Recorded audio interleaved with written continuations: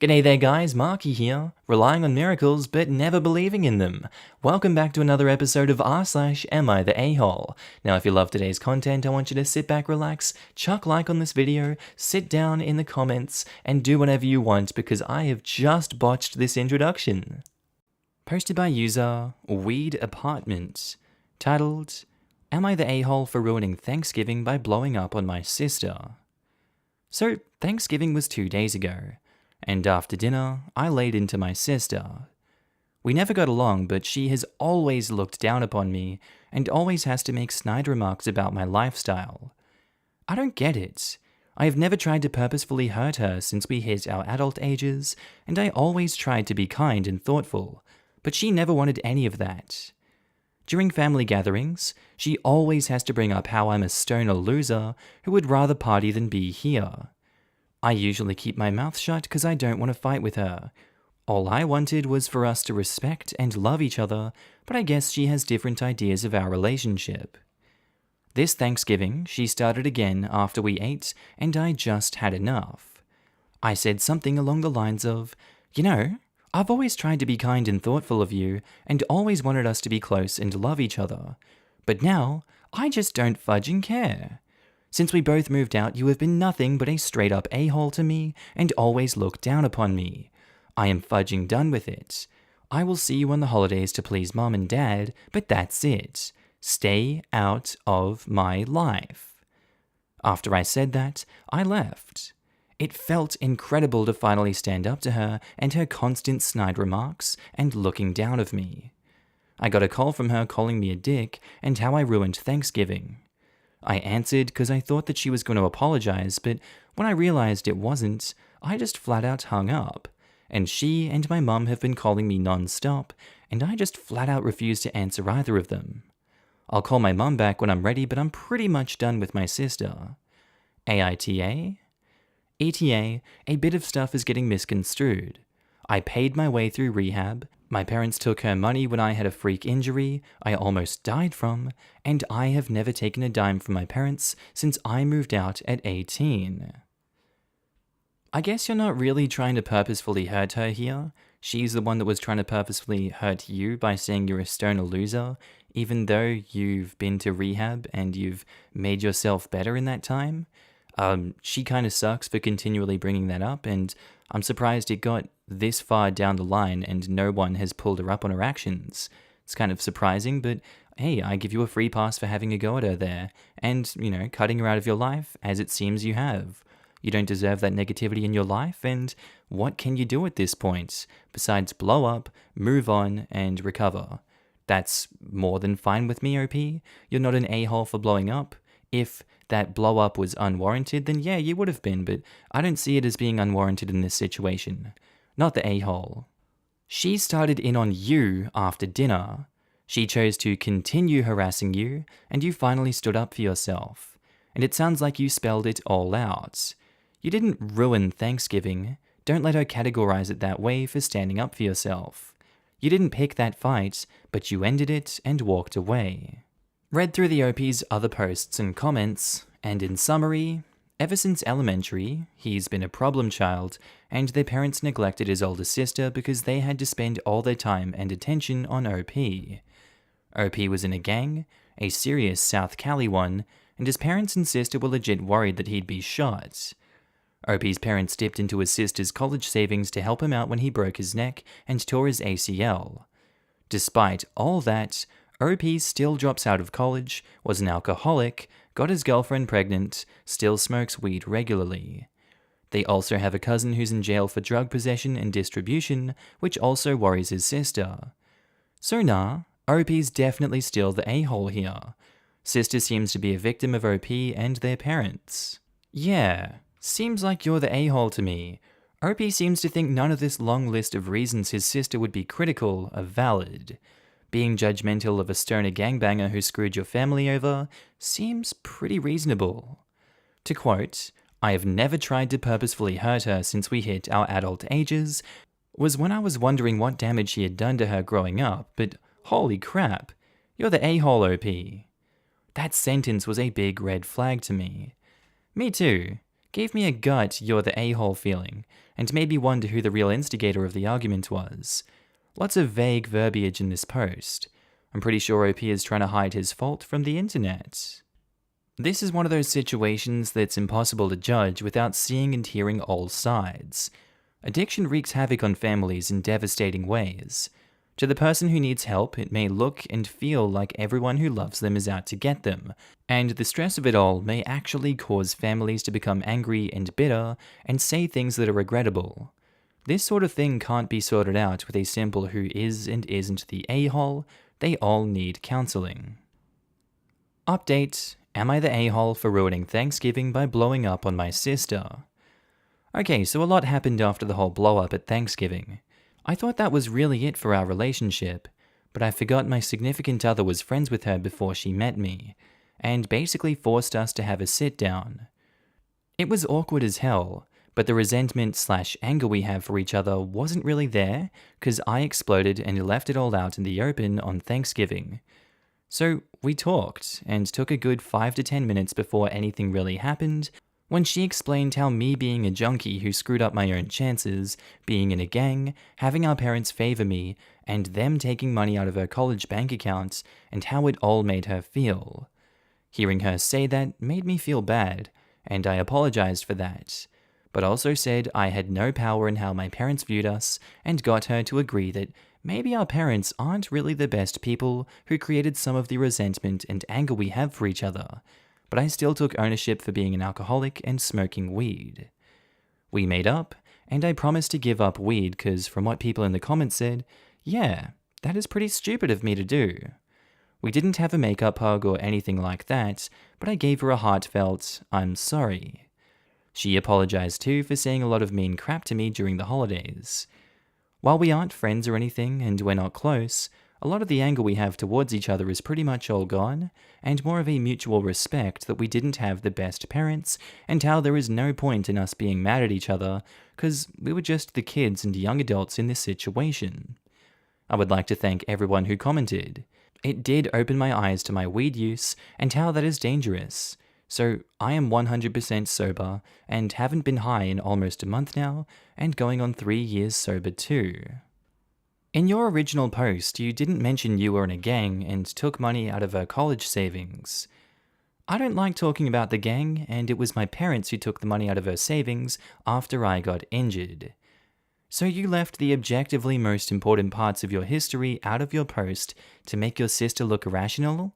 You literally painted her as an a-hole to a bajillion of strangers online, just to get vindicated as the good one. Absolutely no wonder she doesn't like you.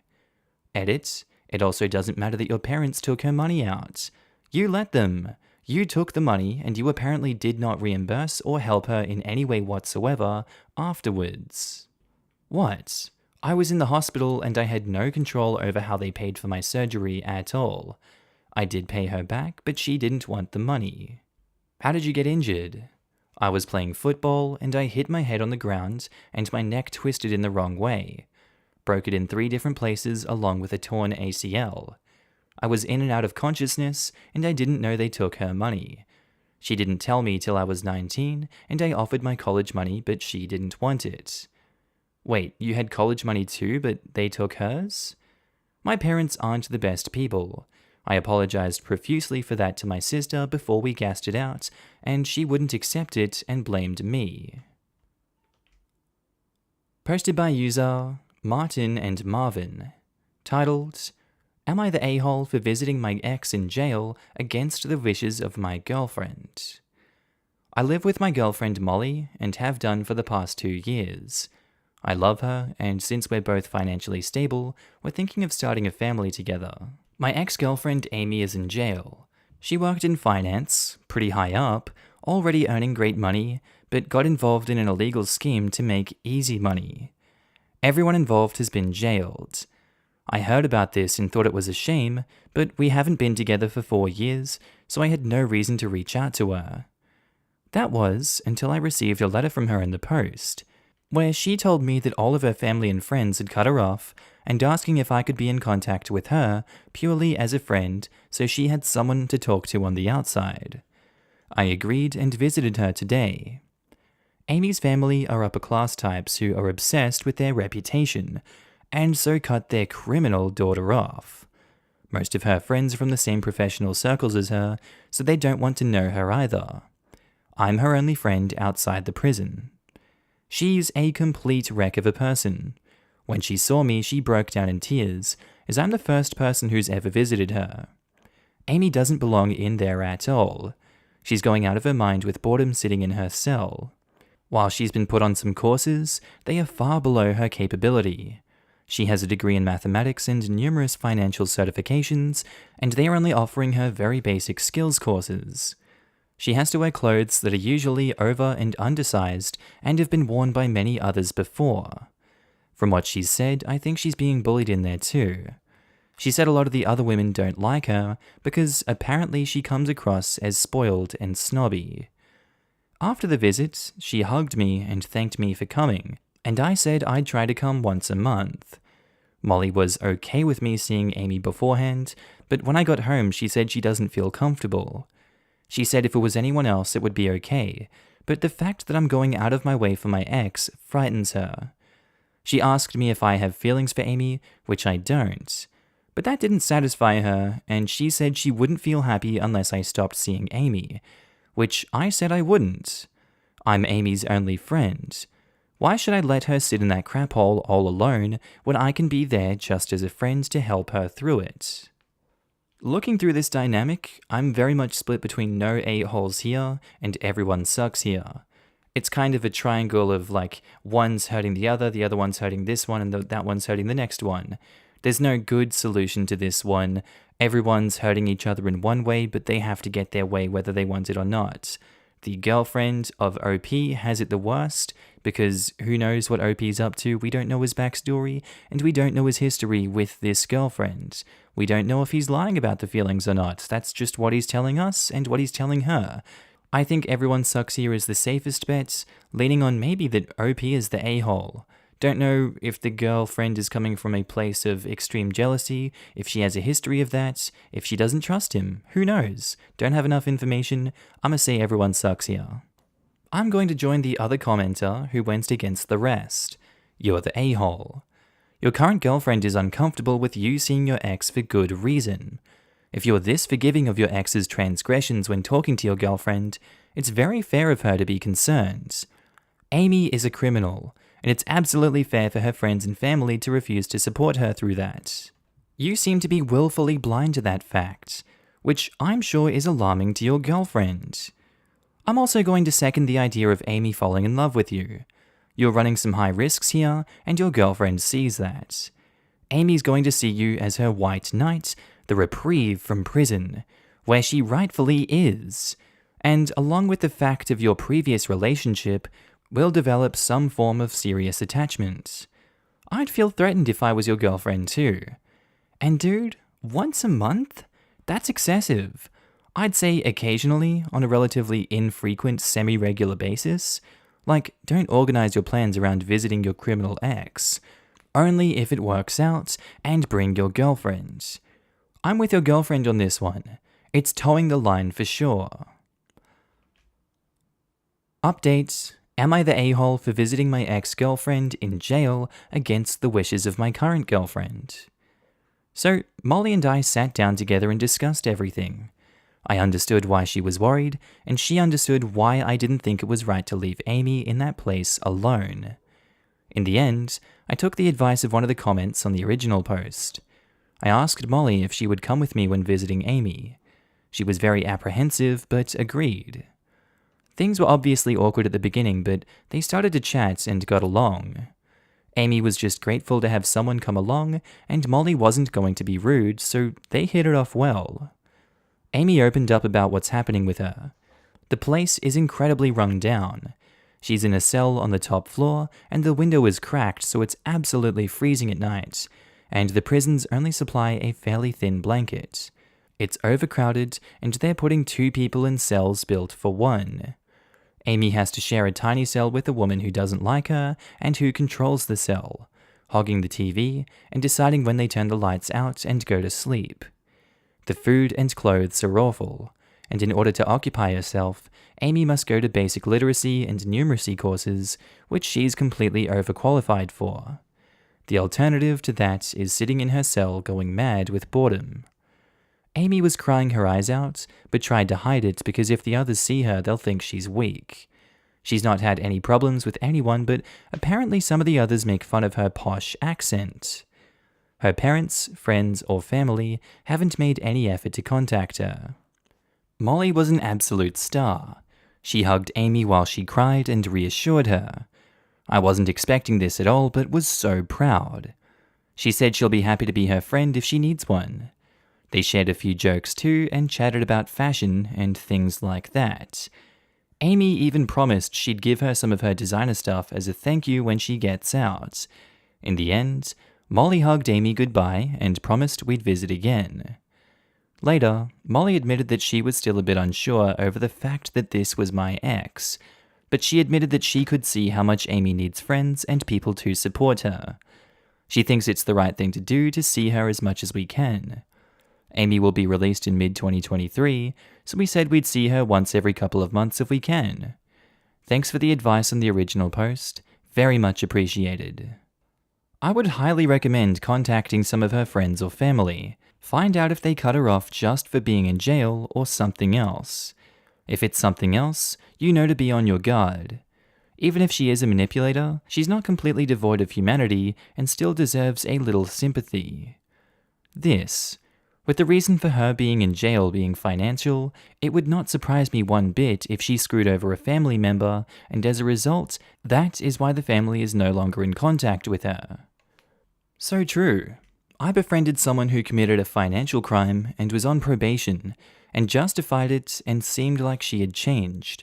But the more I got to know her, the more I understood why everyone had abandoned her. She wound up taking advantage of me and burning me too. Seems like your ex is in need of some compassion, but I've learned sometimes people get abandoned by everyone for a reason, even if they paint themselves as blameless. Some of it would come from the nature of the crime.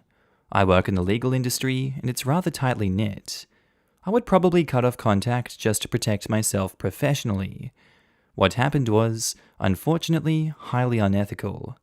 I'm sorry, but I would want to keep my own name a million miles away from that, even if I was sympathetic on a personal level. You could still reach out as an FYI that this woman is hurting, and some compassion would do wonders. If you get warnings, take them as you will. I still get the feeling that Amy's selling you both a bill of goods. There's usually a reason friends and family cut off contact, and it's not likely the reason Amy is giving you. She's worked her way down the list of people she can use until she's got an ex-boyfriend she hasn't seen in 4 years. That's a bingo. Be careful here, OP. The saying applies to third parties as well. If you keep running into a-holes, you are the a-hole. There's a reason other people have cut her off. Only sometimes. It goes by a person-by-person basis. My relationship with my parents is strained. They've always controlled the narrative and manipulate situations so I look unreasonable. Parents could suck up and were looking for a reason to cut her off. Valuing reputation over being a solid support system is what did it in for me. I'm all screwed up and have no friends, so I would probably be in her situation too. OP and his lady sound like rock stars. Not everyone is a secret scumbag. Good people can make mistakes, and it takes other good people to step up and help them out of a bad place. Okay, and I think that's where we're going to end today's episode, guys. As always, I do hope you enjoyed it, and maybe even learned something from these stories. Just want to say a quick shout out to my Patreon subscribers and my channel members. You guys should be on the screen right now. If you do see yourself, I want you to give yourself a little pat on the back for being amazing and supporting me on this channel, this little journey we're going on the YouTubes. I really appreciate it, and you guys enabled me to do all this amazing work. So if you do see yourself, I love your face and I'm happy to see you. Also guys, if you want to pitch in your own support, you don't have to, but channel links are down in the description below to support the Patreon, the channel membership, whatever you want to do. It's kind of like tipping me if you feel like I'm doing a good job on this channel. I will be opening up avenues for content on those in the future. Just right now I'm kind of bogged down and stuck in Ireland, but you know, It is what it is. Anyway, guys, with that said, I do hope you have a wonderful day today. Whatever you're up to, I'd love to know down in the comments below. I do hope you have a good day, night, sleep. Whatever you're up to today, tell me, and I'll see you in the next episode, guys. Bye.